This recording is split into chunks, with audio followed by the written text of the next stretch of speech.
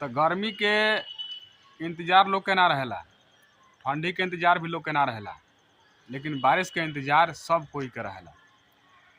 ये ऐसन मौसम है कि ये मौसम के इंतज़ार सब कोई के रहेला कि बारिश होई बारिश होई।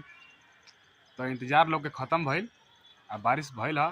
पुकार प्रणाम, का हालचाल बरोड़ा सबके फिर से एगो नया वीडियो में स्वागत बा। देखी आखिरकार बारिश खूब भइल है। बेरा 6-7 दिन के इंतज़ार के बाद आखिर आज बारिश खूब भइल है। अभी भी बारिश पड़ रहा बा।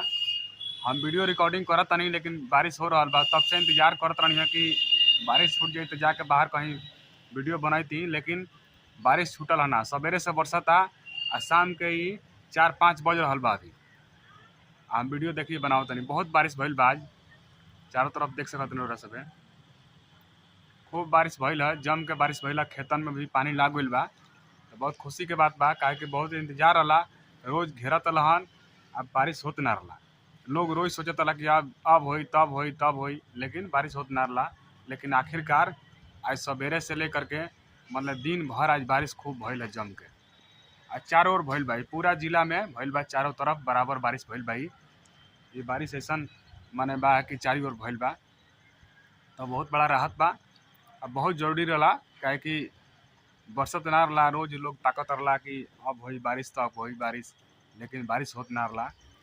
लेकिन बहुत बढ़िया लागत है। देखी लोग के इंतजार रहा ऐसा बारिश के। आज बरसल बा, देखी हमें अब देखी बारिश हो रहा बा, बूंदा बूंदी हो रहा बा। लेकिन वीडियो बनाओ तनी यही में थोड़ा सबके बताओ खातिर। देखी आज खूब बारिश भइल है, जम के बारिश भइल है। मौसम एकदम ठंडा हो गया बा, अच्छा लगता मौसम। अब हम वीडियो बनाला रही खेत में जा करके, तो सही बात रहे। एकदम खेत में धूरा उड़त रहा काल तकले। अभी खेत जोत के लोग छोड़ना रहा सा, आ बारिश होते ना रहा। लेकिन अब बारिश हो गई तो खेत में भी पानी लाग गइल बा। हम उन्हें ना जा पानी है कि बारिश हो गइल बा। अभी भी बारिश छूटे के नाम नहीं खेले, बूंदा बूंदी कबो कबो पड़ते रहता। फिर भी थोड़ा समय निकाल के मिलल समय, अभी बूंदा बूंदी होता। कहनी कि चलो तनी वीडियो बना के डाल दी, बता दी लोग के मैसेज। तो देखी पानी चारों ओर बराबर भइल बा।